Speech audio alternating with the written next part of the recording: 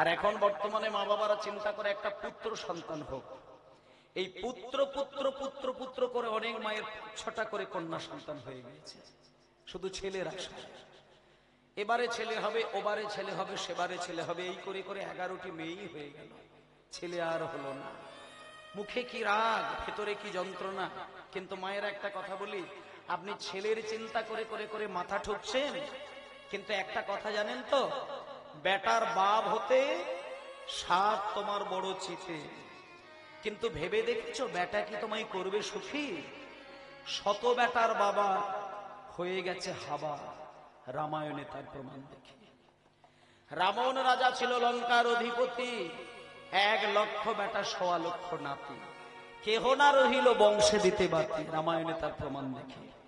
তাহলে আপনি মনে করেছেন যে আপনি 10টা ছেলের জন্ম দিতে পারলে আপনি একজন ভালো বাবা হতে পারবেন, মা হতে পারবেন, আর বুড়ো বয়সে খেতে পাবেন, বংশ রক্ষা করবে?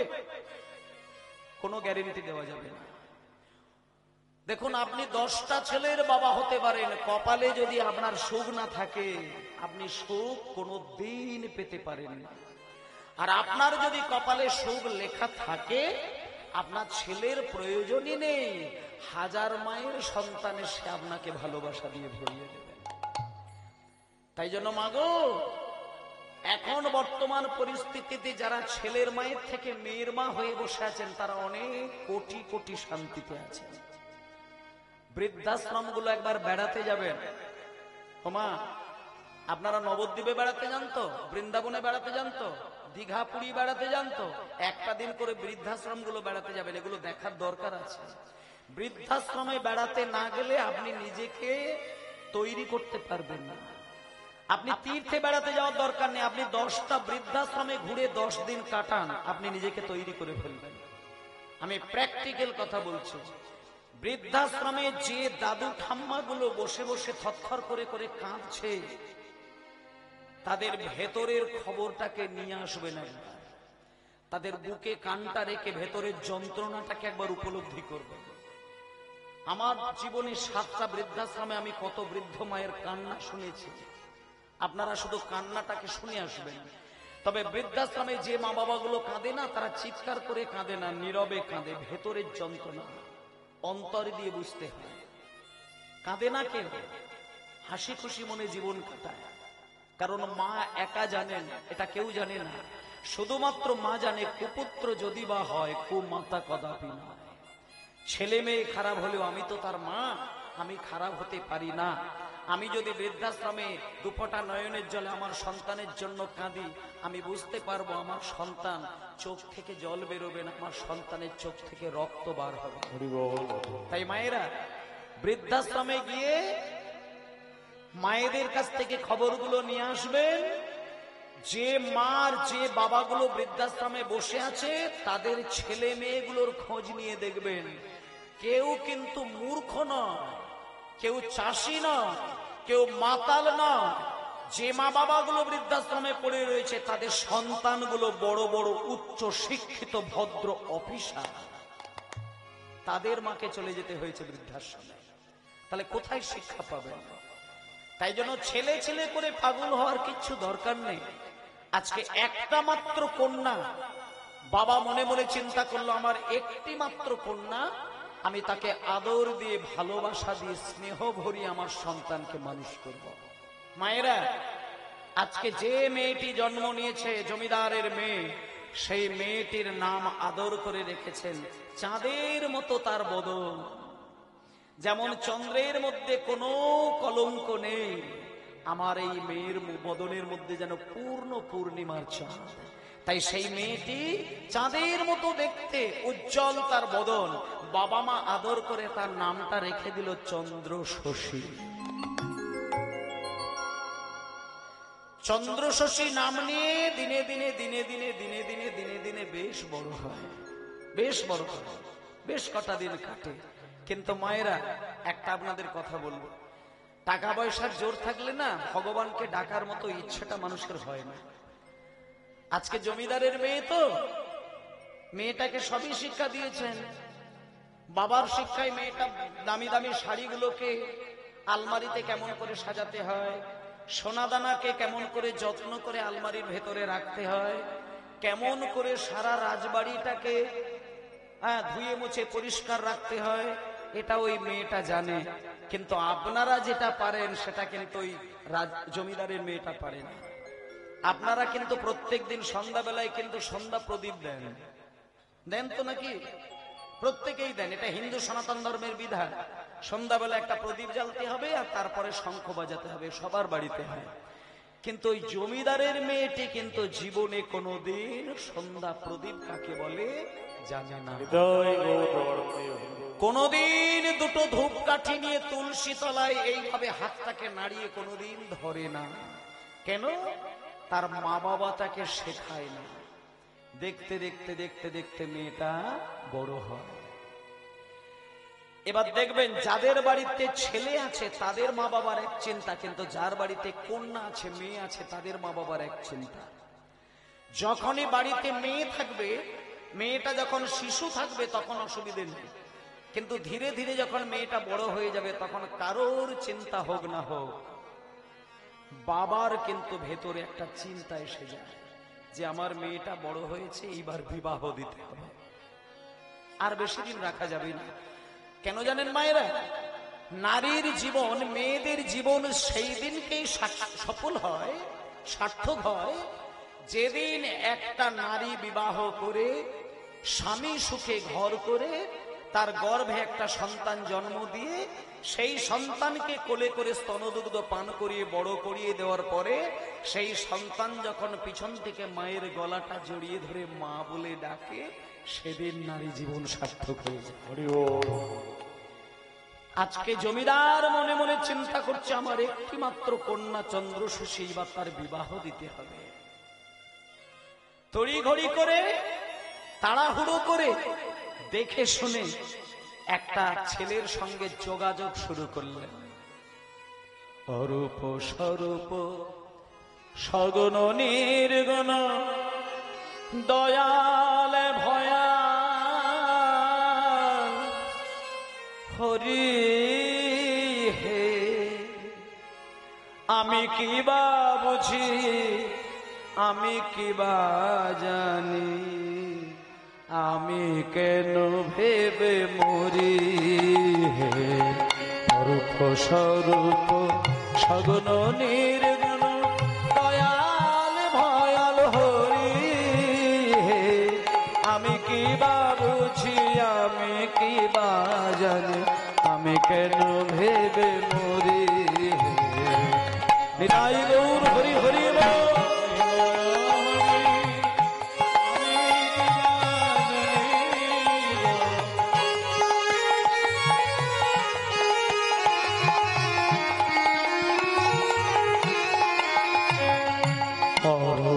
স্বরূপ সগুণ নির্গুণ দয়াল ভয়াল হরি হে, আমি কি বা বুঝি, আমি কি বা জানি, আমি কেন ভেবে মরি হে।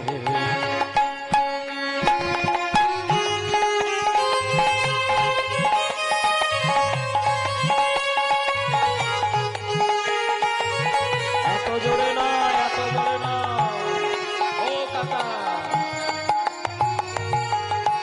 অত ভালো আমরা বাড়ি দিও নে। কি রূপে এসেছি, কেমনে বাজাবো, তা ভাবিয়ে কেন জীবন কাটাবো। তুমি আনিয়াছ তোমারে পাবো, এই শুধু মনে করি হে।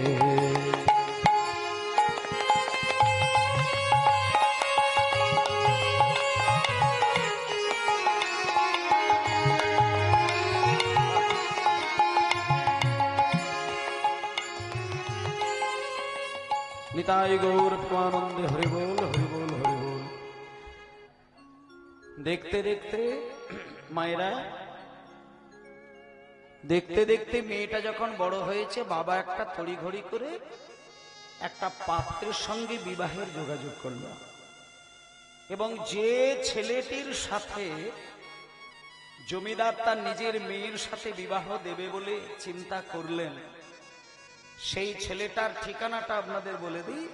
আপনারা যদি কোনোদিন নদিয়া জেলায় যান, নদিয়া জেলার কৃষ্ণনগর খুব নাম করা জায়গা, কৃষ্ণনগরের একটা জমিদারের পুত্র, তার সঙ্গে বাবা ঠিক করলো তার কন্যার বিবাহ দেবেন।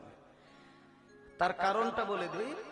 এখানে যারা মা বাবা আছেন, যারা মেয়ের বিবাহ দেন বা দিয়েছেন বা দেবেন বলে মনে করছেন, চিন্তা করে দেখবেন, আমি যদি খেতে নাও পারি, মেয়ে শ্বশুর বাড়ি গিয়ে খেতে পাবে না, এটা কিন্তু কোনো মা চিন্তা করে না। সব সময় মা বাবা চিন্তা করে আমার মেয়ে এখানে যতটা সুখে আছে তার থেকে অন্তত বেশি সুখে থাকুক শ্বশুর বাড়িতে গিয়ে। মা হাজার দুঃখ সহ্য করে, মেয়েকে দুঃখ পেতে দেয় না। বাবা হাজার অভাব সহ্য করে, কিন্তু মেয়েকে অভাব বোধ করতে দেয় না। এবার একটা কথা বলি, তড়িঘড়ি করে তাড়াহুড়ো করে নদিয়া জেলার কৃষ্ণনগরের এক জমিদারের সন্তানের সঙ্গে তার বিবাহের একটা দিন ধার্য করে ফেলে। ইতিমধ্যে বিবাহের দিনটা এসে যায়, কিন্তু মা বিবাহের দিন আসলো, সকাল থেকে কত আত্মীয় স্বজনের আনাগোনা, কত হই হই, খাওয়া দাওয়া, রান্না বান্না, কত কিছু ব্যাপার। রাত্রিটা বিবাহের মধ্যে আনন্দ করে কেটে গেল। কিন্তু মায়েরা, যাদের বাড়িতে বিয়ে হয়েছে মেয়েদের, সারা রাত্রির যতটা আনন্দে কাটে, সকাল বেলাটা তার থেকে সব থেকে বেশি বিরহের সময় কাটে। সকাল বেলায় যখন মেয়ে স্বামীর সঙ্গে শ্বশুর বাড়ি চলে যায়,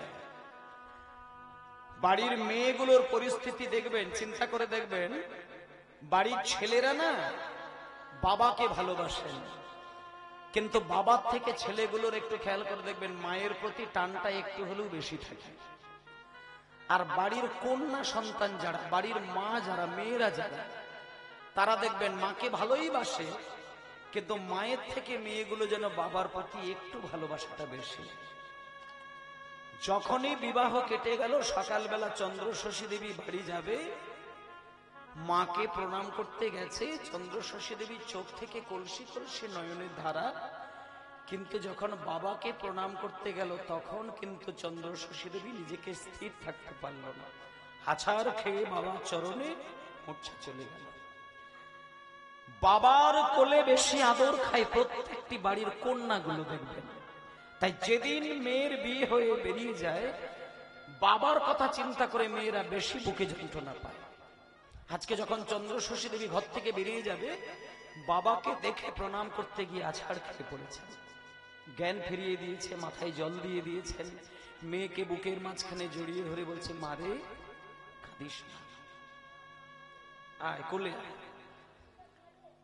বুকের উপরে মাথাটাকে চেপে ধরে আদর দেখিয়ে দেখিয়ে বলছে, মারে একটা কথা বলি, যে কোনো নারী, যে কোনো মেয়ের যখন বিবাহ হয় না, সেই দিনকেই সে কিন্তু তার আপন মানুষকে দেখে।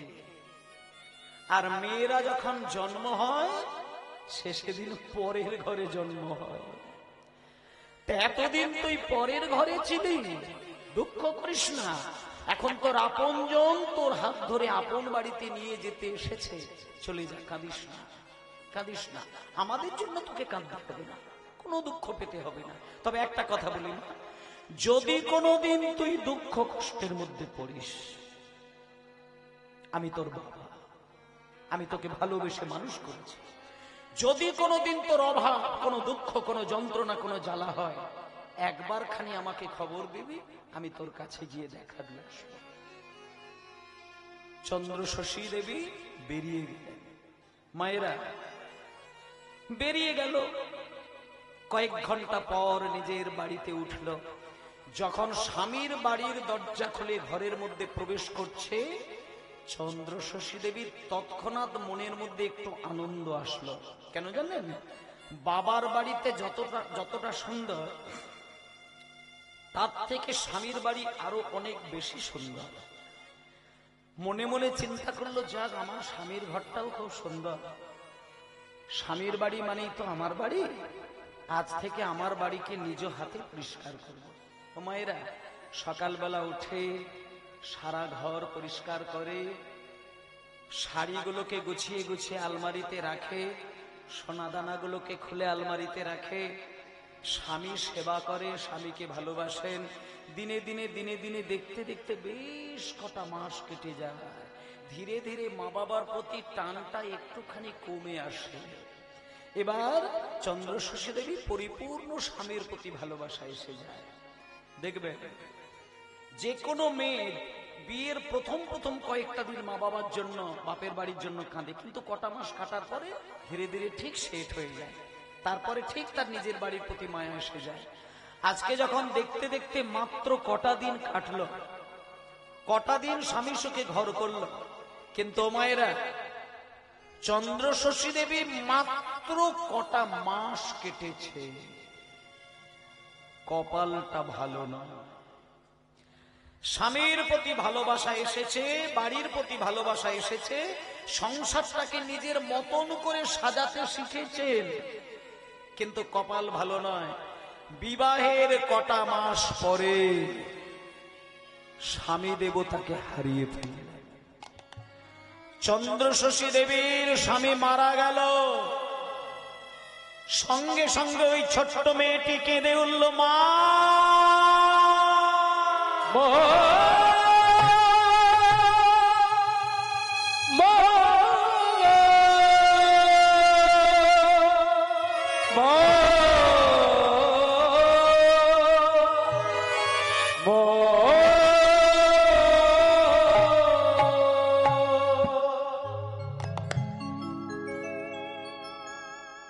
সন্তানের যখন কোনো বিপদ হয় দেখবেন প্রথমেই সন্তানের মা বলে চিৎকার করে ওঠে প্রত্যেকটি সন্তান।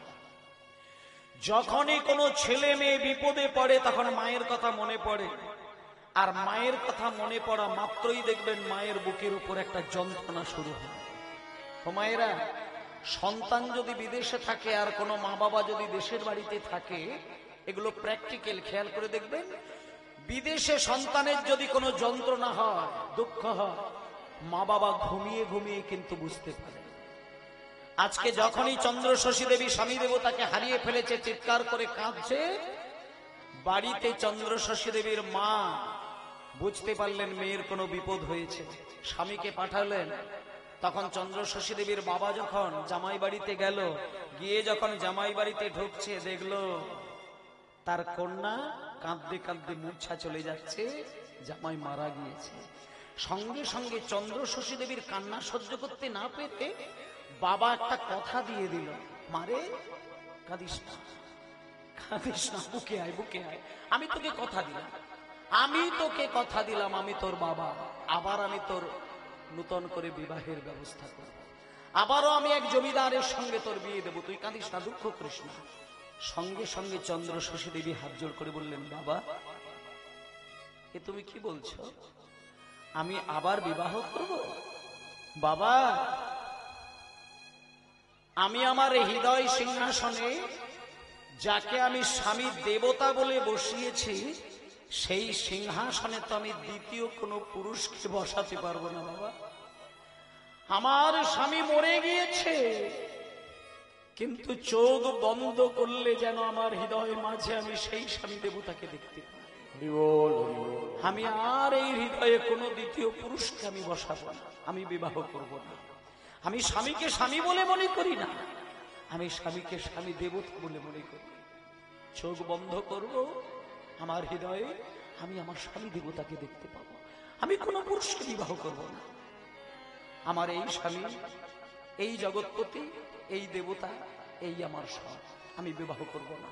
দেখতে দেখতে চন্দ্রশশী দেবী আর বিবাহ করবেন না, তিনি প্রতিশ্রুতিবদ্ধ হয়ে গেলেন, আর বিবাহ করলেন না। ইতিমধ্যে কয়েকটা দিন পরে শ্রাদ্ধের ব্যবস্থা করলেন। আপনাদের বাড়িতে যদি কারো স্বামী মরে যায়, শ্রাদ্ধের ব্যবস্থাটা কিন্তু মা জননীর দায়িত্ব নিতে পারেন না, কিন্তু চন্দ্রশশী দেবী সবাইকে বলে দিলেন, লোগো আমার স্বামী মরে গেছে, সম্পূর্ণ দায়িত্ব আমি নিজে হাতে নেব। আমি বাড়িতে বাড়িতে গিয়ে নিজে হাতে নিমন্ত্রণ করব, সবাইকে আমি হাত জোড় করে বলবো আমার স্বামীর শ্রাদ্ধ অনুষ্ঠানে তোমরা যাবে, তোমরা আশীর্বাদ করবে আমার স্বামী দেবতার আত্মা যেমন শান্তি পায়। এই বলে মায়েরা সবাইকে নিমন্ত্রণ দিয়েছেন, সবাই এসেছেন। এইবার কাণ্ডটা দেখুন, হাজার হাজার মানুষকে নিমন্ত্রণ দিয়েছে। ইতিমধ্যে শ্রাদ্ধের দিন শুরু হয়ে গিয়েছে, সবাই এসেছেন খাওয়া দাওয়া করবেন বলে, ব্রাহ্মণ এসে গিয়েছেন, শ্রাদ্ধযজ্ঞ শুরু হয়ে গিয়েছে। এমন অবস্থায় প্রভাতকালে একদল বৈষ্ণব তারা চন্দ্রশশী দেবীর কাছে এসে ভজ গৌরাঙ্গ লহ গৌরাঙ্গ কহ গৌরাঙ্গের নাম রে, হরি হরি গৌরাঙ্গ লহ গৌরাঙ্গ কহ গৌরাঙ্গীর নাম রে, ভজ গৌরাঙ্গ লহ গৌরাঙ্গ কহ গৌরাঙ্গের নাম রে,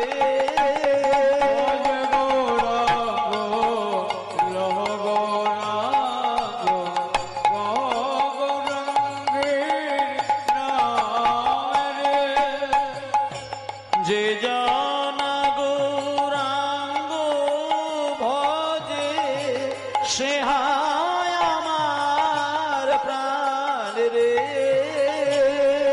যে জন ভজে সে হায় আমার প্রাণ রে, আর যে জানা গৌরাঙ্গ ভজে সে হায় আমার প্রাণ রে,